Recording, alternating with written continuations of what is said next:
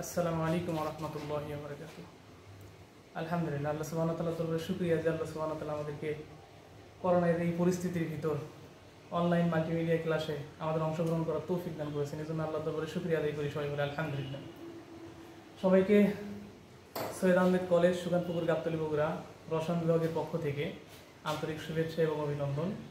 আশা করি তোমরা ভালোই আছো এবং তোমাদের পিতামাতা, আত্মীয় স্বজন সবাইকে নিয়ে অত্যধিক সুন্দরভাবে ঈদুল আজহার ঈদ অত্যাধিক সুন্দরভাবে উদযাপন করেছো, এই আশাবাদ ব্যক্ত করছি। আজকে আমাদের ঈদের পূর্বে রসায়ন অনলাইন মাল্টিমিডিয়া একটা ক্লাস নেওয়া হয়েছিল। অধ্যায়ের নামটা ছিল রসায়নের নিরাপদ ব্যবহার।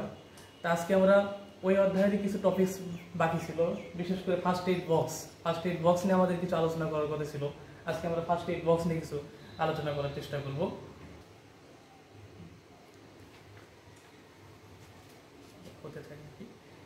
তো আজকে তোমাদের ফার্স্ট এইড বক্স নিয়ে আমি আলোচনা করব।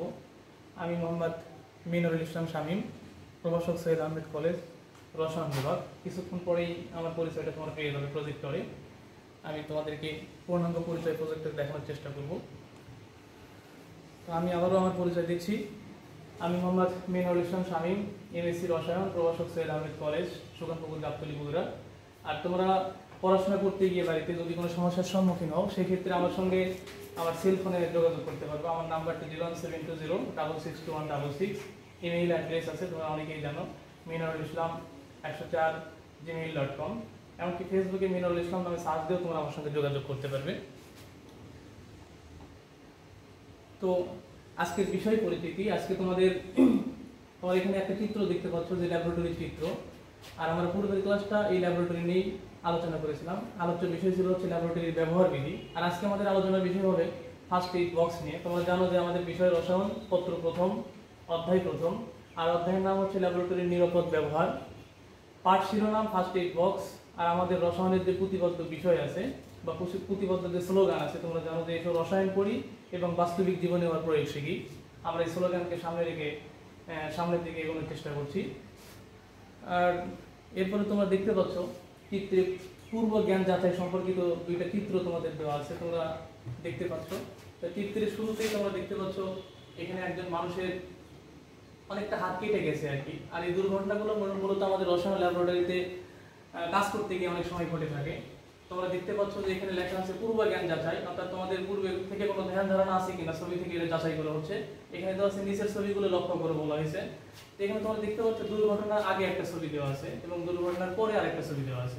তা আমরা যে দুর্ঘটনার আগে যে ছবিটা দেখতে পাচ্ছি, এটা তোমরা বুঝতে পারছো যে আমরা যখন রসায়ন ল্যাবে কাজ করব, তখন রসায়ন ল্যাবে কাজ করতে গিয়ে অনেক সময় আমাদের যে কাচের সামগ্রীগুলো আছে, বিশেষ করে বিকার, কনিক্যাল ফ্লাস্ক, এরপর কাচের যে অন্যান্য উপকরণগুলো আছে, এগুলোর দ্বারা যে কোনো সময় আমাদের অনাকাঙ্ক্ষিত দুর্ঘটনা ঘটতে পারে। আর হঠাৎ করে এগুলোর দ্বারা অনাকাঙ্ক্ষিত দুর্ঘটনা ঘটার কারণে হাতের এই অবস্থা হয়েছে।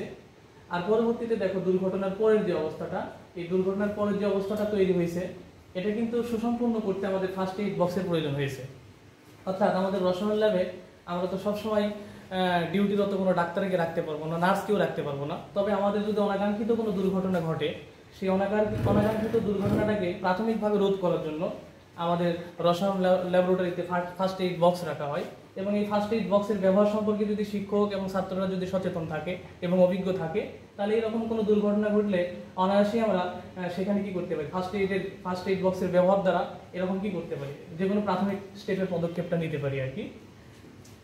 তো এরপরে দেখো যে আজকের পার্ট হচ্ছে ফার্স্ট এইড বক্স। আর আমরা আজকের এই আলোচনা থেকে যা শিখবো, যে ফার্স্ট এইড বক্স কি তা বলতে পারবো, ও ফার্স্ট এইড বক্সের উপকরণ কি কি সে সম্পর্কে আমরা জানতে পারবো। আর দ্বিতীয়ত ল্যাবরেটরিতে ফার্স্ট এইড বক্সের গুরুত্বও বর্ণনা করতে পারবো। এই দুইটা আমাদের শেখন ফল। আশা করি এই দুইটা বিষয়ে আমরা আজকের এই আলোচনা থেকে বিস্তারিত ভালোভাবে জানতে পারবো ইনশাআল্লাহ। তো আমাদের প্রথমেই জানা দরকার যে ফার্স্ট এইড বক্সটা কি। ফার্স্ট এইড বক্স সম্পর্কে আমাদের প্রত্যেকের একটু ধারণা থাকা দরকার। ফার্স্ট এইড বক্স হচ্ছে দুর্ঘটনায় আহত কোনো ব্যক্তিকে ডাক্তারের পরামর্শ বা নিকটস্থ হাসপাতালে নেওয়ার পূর্বে তাৎক্ষণিকভাবে চিকিৎসা প্রদানের জন্য প্রয়োজনীয় উপকরণ ও ঔষধ সম্মিলিত যে বক্স ব্যবহৃত হয়, তাকে ফার্স্ট এইড বক্স বা ফার্স্ট এইড কিট বা প্রাথমিক চিকিৎসা বক্স বলা হয়। সংজ্ঞাটা তোমাদের সুবিধার্থে আবারও আমি বলছি, যে দুর্ঘটনায় আহত কোনো ব্যক্তিকে ডাক্তারের পরামর্শ বা নিকটস্থ হাসপাতালে নেওয়ার পূর্বে তাৎক্ষণিকভাবে চিকিৎসা প্রদানের জন্য প্রয়োজনীয় উপকরণ ও ঔষধ সম্মিলিত যে বক্স ব্যবহৃত হয় তাকে ফার্স্ট এইড বক্স বা ফার্স্ট এইড কিট বা প্রাথমিক চিকিৎসা বক্স বলা হয়। এই যে দেখো ফার্স্ট এইড বক্স, এর আরেকটা নাম কিন্তু ফার্স্ট এইড কিট, আরেকটা নাম হচ্ছে প্রাথমিক চিকিৎসা বক্স। এই যে প্রাথমিক চিকিৎসা বক্স, আমরা বুঝতেই পারতেছি যে আমাদের ফার্স্ট এইড বক্সের ভিতর যে উপকরণগুলো থাকবে, এই উপকরণগুলোর দ্বারা হঠাৎ কোনো দুর্ঘটনা ঘটে গেলে ডাক্তারের কাছে নেওয়ার পূর্বে ওই রোগীটাকে প্রাথমিকভাবে সামান্য কিছু চিকিৎসা দেওয়ার জন্য যে উপকরণগুলো দরকার সেই উপকরণগুলোই ফার্স্ট এইড বক্সের ভিতরে রাখা হয়। অর্থাৎ তোমরা সংজ্ঞা থেকেই আশা করি ফার্স্ট এইড বক্স সম্পর্কে অনেকটা অনুধাবন করতে পেরেছো। এরপরে দেখো ফার্স্ট এইড বক্সের একটা চিত্র তোমাদের দেখাচ্ছি, তোমরা দেখতে পাচ্ছ এটা একটা ফার্স্ট এইড বক্সের চিত্র। আমাদের যদি সৈয়দ আহমেদ কলেজ রসায়ন ল্যাবরেটরিতে ফার্স্ট এইড বক্স নেই, তবে আমরা যখন আমাদের কলেজ খুলবে ইনশাআল্লাহ এবং কলেজের পাঠদান কার্যক্রম যখন রেগুলারলি ভাবে চলবে, আমরা যখন রসায়ন ক্লাসে রসায়ন ল্যাবরেটরিতে যখন রেগুলারলি ক্লাস করা শুরু করব, আমরা আমাদের মাননীয় অধ্যক্ষ সাহেবের কাছে দরখাস্ত করব, আশা করি তিনি আমাদের সৈয়দ আহমেদ কলেজ রসায়ন ল্যাবরেটরিতে একটা ফার্স্ট এইড বক্সের ব্যবস্থা করবেন ইনশাআল্লাহ। এবং ফার্স্ট এইড বক্স যদি আমাদের রসায়ন ল্যাবরেটরিতে থাকে, এই ফার্স্ট এইড বক্সের দ্বারা শুধু রসায়ন ল্যাবরেটরির ছাত্রছাত্রীরা বা শিক্ষকেরাই উপকৃত হবে না, বরং আমাদের অত্র কলেজের ভিতর যত ছাত্রছাত্রী শিক্ষকেরা থাকবে, হঠাৎ করে তারা কোনো কারণে যদি অসুস্থ হয়ে পড়ে, কোনো কারণে যদি দুর্ঘটনায় কবলিত হয়ে পড়ে, তা আমরা আমাদের রসায়ন ল্যাবে সংরক্ষিত যে ফার্স্ট এইড বক্স থাকবে এটার দ্বারা আমরা কি করতে পারবো, অত্র ক্যাম্পাসের অত্র প্রতিষ্ঠানের যে মানুষগুলো বিভিন্ন দুর্ঘটনায় সম্মুখীন হবে তাদের প্রাথমিকভাবে আমরা এখান থেকে চিকিৎসা দিতে পারবো। এই জন্য আমি চেষ্টা করবো আমরা যতটুকু কলেজ করার পর মাননীয় প্রিন্সিপাল স্যারের সাথে কথা বলে আমরা ফার্স্ট এইড বক্সের একটা ব্যবস্থা করার চেষ্টা করবো ইনশাআল্লাহ। এরপর দেখো ফার্স্ট এইড বক্সের কিছু উপকরণ চিত্র আর কি। আমাদের ফার্স্ট এইড বক্সের ভিতর দেখো কি কি উপকরণ থাকে, তোমরা চিত্র দেখে অনেকটা উপলব্ধি করতে পারতেছো। এই চিত্রগুলো আমাদের ফার্স্ট এইড বক্সের উপকরণ হিসেবে ব্যবহৃত হয়, যা আমরা প্রাথমিক চিকিৎসা দিতে এই উপকরণগুলোকে ব্যবহার করতে পারবো। এরপরে দেখো ফার্স্ট এইড বক্সে প্রয়োজনীয় চিকিৎসা উপকরণ, অর্থাৎ আমাদের এই ফার্স্ট এইড বক্সের ভিতরে কি কি উপকরণ থাকে এর একটা তালিকা এখানে তোমাদের দেওয়া হয়েছে। তো এখানে দেখো প্রথমেই হচ্ছে ব্যান্ডেজ। ফার্স্ট এইড বক্সের ভিতর ব্যান্ডেজ থাকবে, কেটে দেওয়ার ক্ষেত্রে এটা ব্যান্ডেজ করতে বিশেষ ভূমিকা পালন করবে। এরপর তুলা থাকবে, এই তুলাটাও আমরা কি করতে পারবো, যখন কোনো দুর্ঘটনা ঘটবে তখন তুলা ব্যবহার করতে পারবো।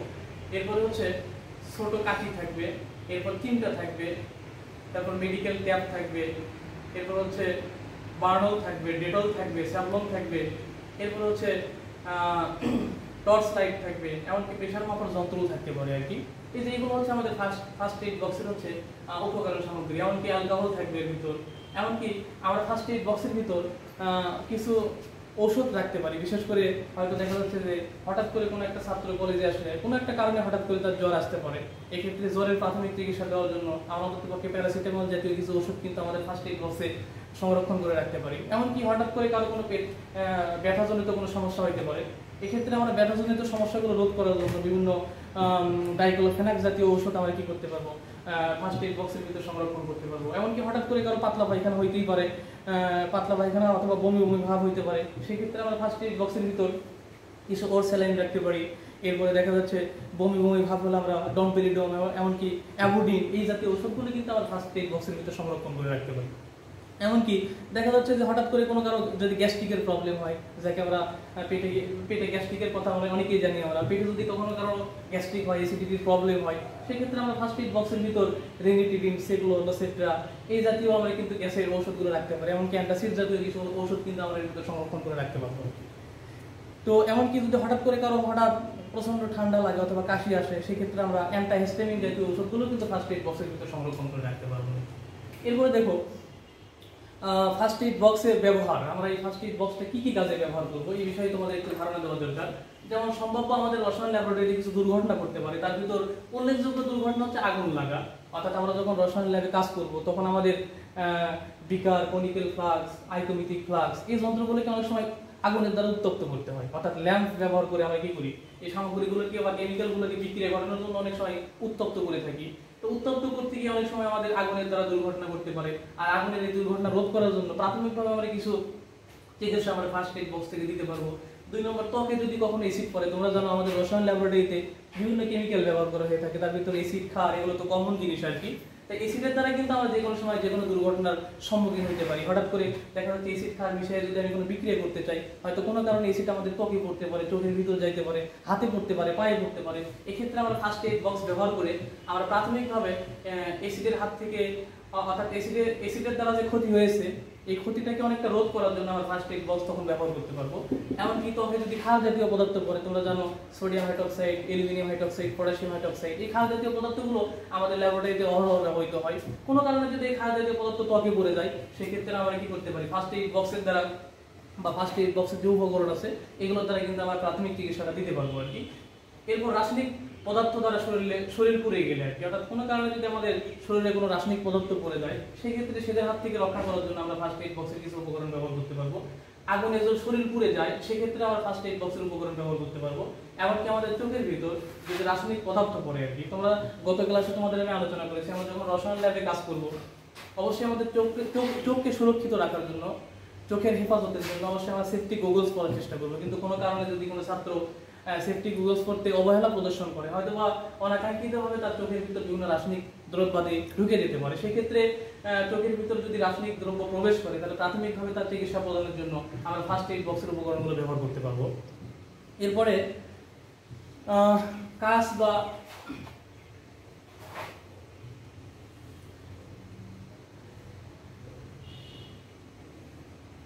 এরপরে দেখো কাঁচ বা ধারালো উপাদান দ্বারা কেটে গেলে, এই যে আমাদের তো রসায়নের বেশিরভাগই যন্ত্রগুলো কাঁচের দ্বারা তৈরি আর কি, বিশেষ করে বিকার, কনিক্যাল ফ্লাস্ক, আয়তন্ত্রিক ফ্লাস্ক, বুরেট, কুপেট, এগুলো জানো যে সবগুলো বেশিরভাগ যন্ত্রগুলি আমাদের কাঁচের দ্বারা তৈরি, অথবা অনেক ধারালো যন্ত্রপাতি আমাদের রসায়ন ল্যাবে ব্যবহার করা হয়ে থাকে। তো সেগুলো দ্বারা যদি কখনো আমাদের হাত পা অথবা শরীরের কোনো অংশ কেটে যায়, সেক্ষেত্রে প্রাথমিক চিকিৎসা প্রদানের জন্য আমরা অবশ্যই ফার্স্ট এইড বক্স ব্যবহার করতে পারবো।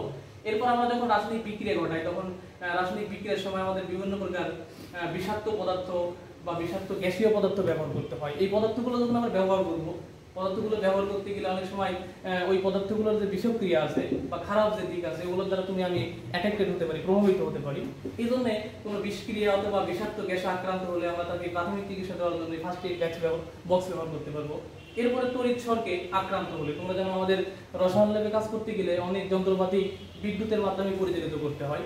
তো সেই ক্ষেত্রে আমাদের তড়িৎ সর্ক যে কোনো সময় ঘটার সম্ভাবনা থাকতে পারে, তখন আমরা ফার্স্ট এইড বক্স থেকে কি করতে পারবো, তাকে প্রাথমিক চিকিৎসা প্রদান করতে পারবো। এমনকি ধাতব যন্ত্রপাতি দ্বারা অনেক সময় কেটে যেতে পারে, আমাদের অনেক যন্ত্রপাতি ধাতু নির্মিত, অথবা এই যন্ত্রপাতি নিয়ে কাজ করতে গেলে অনেক সময় আমরা ক্ষতিগ্রস্ত হতে পারি, আমাদের হাত পা যে কোনো অংশ কেটেও যেতে পারে, তখন প্রাথমিক চিকিৎসা দেওয়ার জন্য আমরা ফার্স্ট এইড বক্সের উপকরণ ব্যবহার করতে পারবো। আর একটা হচ্ছে মুখে রাসায়নিক দ্রব্য প্রবেশ করলে, যেহেতু আমাদের রসায়ন প্র্যাকটিক্যাল করতে গিয়ে অনেক সময় বিভিন্ন প্রকার কেমিক্যাল 10 মিলি 5 মিলি নিতে হয়, সেক্ষেত্রে আমরা জানি যে পিপেটের মাধ্যমে মুখ দিয়ে টেনে টেনে কিন্তু কি করি, পরিমাপ করে তারপর অন্য পাত্রে সেটা ঢেলে দিই। তা পিপেটের মাধ্যমে যখন আমি কি করবো, সতর্কতার সাথে যদি মুখ দিয়ে কোনো কেমিক্যাল প্রবেশ করাই বা কেমিক্যাল যদি উঠানোর চেষ্টা করি, সেক্ষেত্রে ওই কেমিক্যালটা যখন আমার মুখের ভিতর প্রবেশ করবে এবং ওটা যখন মুখ থেকে পেটে প্রবেশ করবে, তখন এই কেমিক্যালটা কিন্তু পেটের ভিতরে গিয়ে আমাদের অনেক ক্ষতি করতে পারে। সেক্ষেত্রে মুখে যদি কোনো রাসায়নিক দ্রব্য প্রবেশ করে, তাহলে ফার্স্ট এইড বক্সের যে উপকরণগুলো আছে, এই উপকরণগুলো ব্যবহার করে আমরা অন্ততপক্ষে প্রাথমিক চিকিৎসা দিতে পারবো। আর সর্বোপরি একটাই কথা, যেহেতু আমরা রসায়ন ল্যাবে যারা কাজ করি, তারা আমরা প্রত্যেকেই রসায়ন সম্পর্কে অভিজ্ঞ, বা যারা ছাত্ররা থাকি তারা রসায়ন সম্পর্কে ভালো জানি, কিন্তু চিকিৎসা শাস্ত্র এটা একটা ভিন্ন বিষয়, যার জন্য মেডিকেল সায়েন্স অর্থাৎ মেডিকেলে পড়তে হয়। আর মেডিকেলে যারা দায়িত্বরত ডাক্তার থাকেন, এমবিবিএস ডাক্তার থাকেন, তারাই কিন্তু এইসব বিষয়ে সবচেয়ে বেশি অভিজ্ঞ। তারপরেও আমাদের কলেজে তো রসায়ন ল্যাবরেটরিতে সার্বক্ষণিকভাবে তো কোনো এমবিবিএস ডাক্তার অথবা কোনো নার্স সবসময় কিন্তু রাখা সম্ভব নয়। এজন্য এগুলো যখন দুর্ঘটনা ঘটবে, আমরা ফার্স্ট এইড বক্স থেকে প্রাথমিকভাবে চিকিৎসা দেওয়ার চেষ্টা করব। কিন্তু বড় ধরনের কোনো যদি দুর্ঘটনা ঘটে থাকে, তবে ফার্স্ট এইড বক্স থেকে সামান্যতম অল্প পরিমাণ প্রাথমিক চিকিৎসা দেওয়ার পরে যত দ্রুত সম্ভব আমাদের নিকটস্থ হাসপাতালে ওই রোগীটাকে ট্রান্সফার করার চেষ্টা করব। কারণ বড় যখন দুর্ঘটনার সম্মুখীন হবে, তখন কিন্তু আসলে বড় ধরনের দুর্ঘটনা রোধ করার মতো ক্ষমতা বা অভিজ্ঞতা কিন্তু আমাদের নেই।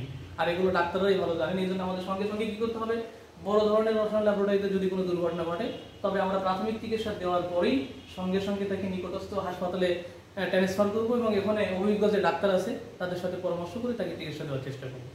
এরপরে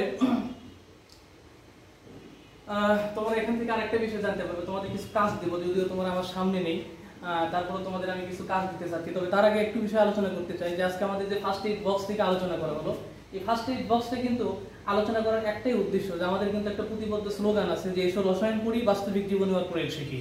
আসলে রসায়ন একটা বিজ্ঞানের সাবজেক্ট। এই রসায়নটাকে যদি আমি বাস্তবিক জীবনে প্রয়োগই না শিখলাম, বাস্তবিক জীবনে যদি ব্যবহারই এটাকে না করা শিখলাম, তাহলে এই রসায়ন পড়ে আমাদের লাভটা কি হবে আসলে? এই জন্য বিজ্ঞান পড়ার প্রকৃত উদ্দেশ্য, বিজ্ঞান প্র্যাকটিক্যাল করার তো প্রকৃত উদ্দেশ্য এটাকে বাস্তবিক জীবনে কাজে লাগানো। আর তোমরা এই লেকচারটা যতক্ষণ শুনলে আমি আশা করি যে আমাদের রসায়নের যে বাস্তবিক জীবনে ব্যবহার আছে এটা তোমরা অটোমেটিকলি ভালোভাবে জানতে পারলে। কারণ দেখো এলোপ্যাথিক চিকিৎসায় আমি যে ওষুধগুলো তোমাকে কথা বললাম, যেগুলো ফার্স্ট এড বক্সের ভিতরে সংরক্ষিত করে রাখার কথা বললাম, এই এলোপ্যাথিক চিকিৎসার যে ঔষধপাতিগুলো ব্যবহার করা হয় এগুলো কিন্তু আমাদের কেমিস্টরা, ফার্মাসিস্টরা তৈরি করে থাকে আর কি। এই জন্য দেখো এই যে এলোপ্যাথিক যে চিকিৎসা আছে এবং এলোপ্যাথিক চিকিৎসার যে ওষুধগুলো ব্যবহার করা হয়, নাপা, প্যারাসিটামল, এটা ওটা যেগুলো আছে, এগুলো কিন্তু আমাদের রসায়নের অবদান। এবং আমাদের যারা কেমিস্ট আছেন, এমনকি আমাদের যারা ফার্মাসিস্ট আছেন, তারা কিন্তু এই ঔষধপাতিগুলো কি করেন, তৈরি করে থাকেন এবং এগুলো কি করেন, বিভিন্ন হাসপাতালে সরবরাহ করে থাকেন আর কি। এই জন্য রসায়নের সঙ্গে কিন্তু আমাদের মেডিকেল সায়েন্সের ব্যাপক একটা সম্পর্ক রয়েছে। এমনকি শুধু এলোপ্যাথিক চিকিৎসাবিদ্যাই না, আমরা যদি আয়ুর্বেদিক, হোমিওপ্যাথিক চিকিৎসার কথা বলে থাকি, এখানে কিন্তু রসায়নের ব্যাপক অবদান রয়েছে। কেননা হোমিওপ্যাথিও যে চিকিৎসা আছে এখানে কিন্তু আমাদের রসায়নের অনেক সামগ্রী, যেমন রেক্টিফাইড স্পিরিট, মেথিলেটেড স্পিরিট, এরপর অ্যালকোহল, এই জাতীয় কেমিক্যালগুলো কিন্তু অহরহ আমাদের হোমিওপ্যাথিক চিকিৎসায় ব্যবহার করা হয়ে থাকে আর কি। সেই জন্য আমরা কিন্তু রসায়ন যখন করবো, পাশাপাশি বিভিন্ন চিকিৎসায় যে রসায়নের অবদান আছে বা চিকিৎসা বিজ্ঞানের সঙ্গে যে রসায়নের একটা সম্পর্ক আছে, এটা কিন্তু অটোমেটিকলি জানতে পারবো আর কি। এই জন্য আমি অন্তত পক্ষে তোমাদেরকে বলবো যে শুধু পড়াশোনা মুখস্থ বিদ্যা না, আমরা যে সাবজেক্টটা পড়বো, পদার্থ বলি, রসায়ন বলি, অথবা অন্য যে কোনো সাবজেক্টই পড়ি না কেন, এই সাবজেক্ট পড়ার পাশাপাশি যেন আমাদের ব্যক্তিগত জীবনে এই সাবজেক্টটা যেন প্রয়োগ ঘটাইতে পারি। যেমন আমি পদার্থ বিজ্ঞানে পড়ি, পদার্থ বিজ্ঞানে পড়ার পরে যদি পদার্থ বিজ্ঞানের যে একটা প্রয়োগে আমি না জানলাম, না শিখলাম, তাহলে এই পদার্থ পড়ার দ্বারা আমার কোনো সার্থকতা হবে না।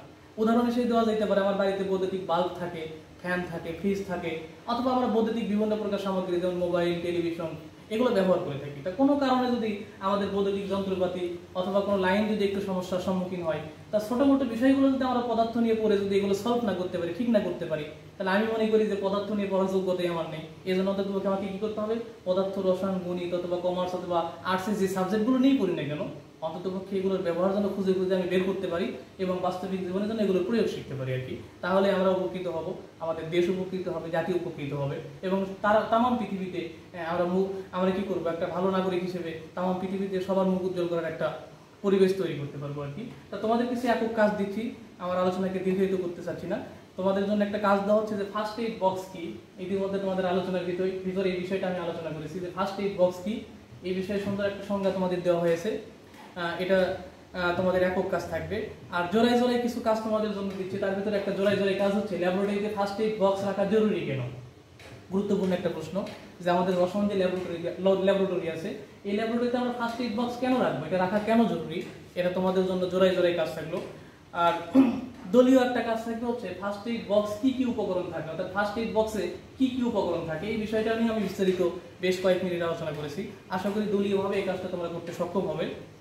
আর একটা কাজ হচ্ছে তোমাদের একটু বাড়ির কাজ দেওয়া দরকার। আসলে তোমরা তো বাড়িতেই আসো, তারপরেও আসলে লেকচার দেওয়ার ধরন হিসেবে তোমাদের একটা বাড়ির কাজ দিচ্ছি, সেটা হচ্ছে বাড়িতে ফার্স্ট এইড বক্স রাখা জরুরি কেন। আসলে দেখো, ফার্স্ট এইড বক্সে শুধু খালি শিক্ষা প্রতিষ্ঠানেই রাখতে হবে তা নয়, এই ফার্স্ট এইড বক্সটা আমাদের বাড়িতেও থাকা দরকার। আমাদের যাদের অর্থনৈতিক অবস্থান ভালো আছে, এই ফার্স্ট এইড বক্সটা যদি আমরা বাড়িতে রাখি, তাহলে আমাদের বাড়ির যে মানুষগুলো আছে, পাড়া প্রতিবেশী যে মানুষগুলো আছে, এই মানুষগুলো প্রাথমিকভাবে কোনো দুর্ঘটনার সম্মুখীন হলে আমরা ফার্স্ট এইড বক্স ব্যবহার করি এবং এর উপকরণগুলো ব্যবহার করে প্রাথমিকভাবে মানুষদেরকে অন্ততপক্ষে কিছু না কিছু সেবা দেওয়ার চেষ্টা করতে পারবো এবং প্রাথমিক চিকিৎসা দিতে পারবো।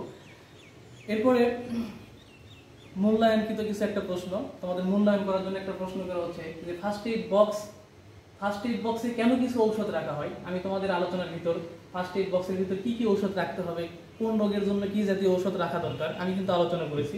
এই জন্য তোমাদের কাছে মূল্যায়ন হিসেবে একটা প্রশ্ন করছি যে ফার্স্ট এইড বক্সে কেন কিছু ঔষধ রাখা হয়।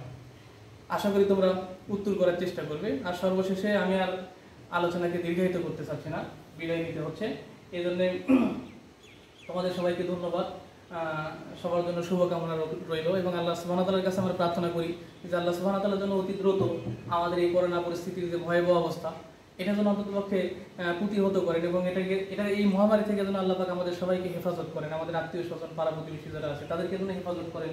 আর পাশাপাশি আমাদের শ্রদ্ধাভাজন শিক্ষকেরা যারা আছেন, আল্লাহ পাক যেন তাদের পরিবার পরিজন সহ তাদেরকে হেফাজত করেন এবং আমরা যেন আবার সহি সালামতে একটা নির্দিষ্ট সময় পর এই করোনা মহামারী অতিক্রম করার পর একটা স্বাভাবিক অবস্থা যেন আমরা ফিরে পাই এবং প্রত্যেকেই যেন আমরা স্বাভাবিকভাবে আমরা আমাদের শিক্ষা প্রতিষ্ঠানে ফিরে আসতে পারি এবং পাঠদানরত যে পরিবেশ, সেই পরিবেশ যেন ফিরে আসে এই কামনা করছি এবং সবার সুস্বাস্থ্য কামনা করে আমি এই মুহূর্তে আমার কথা শেষ করছি এবং নেক্সট ক্লাসে তোমাদের আমন্ত্রণ জানাচ্ছি। পরবর্তীতে হয়তোবা আমাদের রসায়ন ল্যাবরেটরি নিরাপদ ব্যবহার সংক্রান্ত 2টা লেকচার হয়ে গেল, আমরা পরবর্তীতে অন্য একটা অধ্যায় ধরার চেষ্টা করবো। হয়তোবা সামনের লেকচারে তোমাদের গুণগত রসায়ন অথবা পর্যাবৃত্ত ধর্ম ও রাসায়নিক বন্ধন এই সংক্রান্ত একটা লেকচার দেওয়ার চেষ্টা করবো। আর একটু তোমাদের অবহিত করি, তোমাদের রসায়নের বিভাগীয় প্রধান মুসলিউদ্দিন স্যার, তিনি রসায়ন সেকেন্ড পার্ট থেকে জৈব রসায়ন নিয়ে তোমাদের কিছু আলোচনা করবে। আশা করি তিনি অচিরেই ইউটিউবে হয়তো তোমাদের জন্য জৈব রসায়ন থেকে কিছু লেকচার তোমাদের স্টেপ বাই স্টেপ ইউটিউবে ছেড়ে দেবে। আশা করি তোমরা সেগুলো উপভোগ করবে এবং তোমাদের ভালো লাগবে এবং তোমাদের জন্য শিক্ষণীয় হবে।